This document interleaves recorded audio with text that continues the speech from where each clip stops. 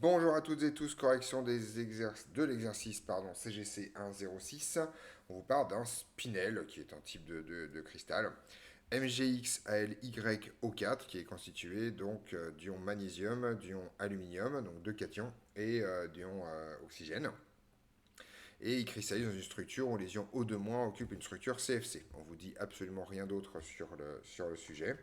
Donc on peut commencer vaguement à représenter ce truc-là, mais dans l'état actuel des choses, on est sûr que c'est pas la structure complète, parce que l'énoncé ne vous raconte absolument rien sur les positions diverses et variées du magnésium et de l'aluminium. Donc les oxygènes, j'ai les mettre en rouge. Et on sait que c'est une structure CFC, donc grosso modo j'en ai 8 sur chacun des sommets. Et puis ici, un au centre. Donc je vais essayer de pas trop surcharger le dessin parce que je sens que je dois en rajouter là-dedans. Mais bon voilà. Donc la CFC standard, hein, 6 atomes sur chacune des faces et 8 atomes sur chacun des sommets. On vous demande de déterminer les entiers X et Y. Alors ça c'est une question extrêmement classique en cristallographie. Il s'avère en fait que on doit trouver des entiers X et Y de telle sorte que ce truc-là soit neutre. En effet, un solide cristallin, un solide de manière très générale par ailleurs, doit être neutre. Et donc ça vous raconte que la somme des charges positive doit être égale à la somme des charges négatives. Donc en gros, là, si on calcule la charge totale de ce spinel, c'est tout simplement en fait 2x plus 3y moins 8. Et ce truc-là, ça doit être égal à 0, tout simplement, parce que les ions oxygène sont chargés de moins, il y en a 4. Donc après, il faut trouver tout simplement un jeu de x et de y qui résolve ce truc-là. Alors, il peut y en avoir plusieurs. On peut y aller à tâtons. On se rend compte en particulier qu'il est obligatoire que y soit... Donc, moi, il y a des gens parmi vous qui probablement voient directement la solution. Si jamais vous ne la voyez pas, il y a un certain nombre de méthodes pour résoudre ce genre de problème. En particulier, on se rend compte que y est forcément pair, parce que sinon vous avez un nombre impair ici et deux pairs, donc ça ne peut pas être égal à 0. Donc y est pair, donc on a le choix, et y est forcément inférieur ou égal à 3, parce que sinon 3y ça fait 9 déjà. Donc en gros, si je résume ces deux informations, y appartient à 1, 3, et y est pair. Donc bien sûr, je n'ai pas pris y égale 0 parce que ça n'a aucun intérêt, sinon il n'y aurait pas d'aluminium dans la formule. Donc des nombres pairs compris entre 1 et 3, ben, il n'y en a pas des masses, donc c'est pas très compliqué. Y est égal à 2. Et ensuite c'est terminé, vous avez donc 2x qui est égal à 8 moins 6, c'est-à-dire égal à 2, je dis des bêtises, et donc x est égal à 1. On vérifie quand même, on a bien 2 plus 6 qui est égal à 8. Il n'y a aucun problème dans cette histoire.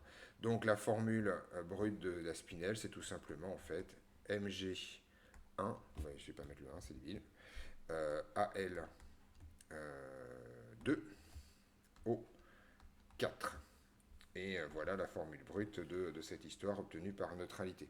Donc il faut bien se rendre compte que bien entendu une équation comme ça pourra avoir plein de solutions, mais qu'en fait on a des contraintes très très fortes sur les entiers qui font qu'en général vous n'avez qu'une seule solution possible dans ce truc-là.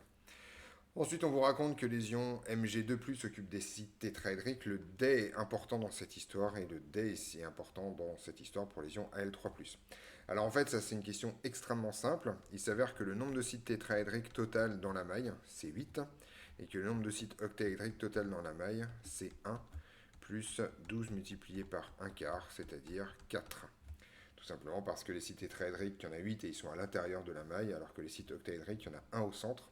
Et il y en a en fait 12 qui sont chacun sur les arêtes, qui comptent donc pour un quart à chaque fois. Donc ça fait 4 sites octaédriques. Petite remarque, c'est extrêmement courant que le nombre de sites tétraédriques soit le double du nombre de sites octaédriques. Voilà.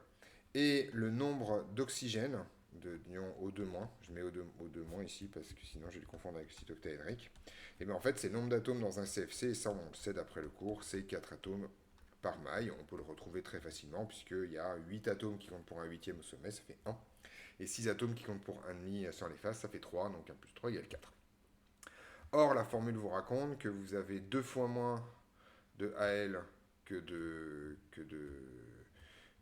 d'oxygène. Donc, grosso modo, le nombre de moles d'aluminium 3+, c'est égal à N de O2- sur 2.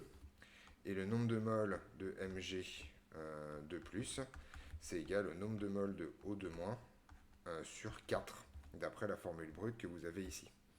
Donc ça signifie en fait que le nombre de moles de Al3+, c'est tout simplement 2 atomes par maille, K divisé par 2, hein, je prends ça, et ça c'est tout simplement un atome par maille.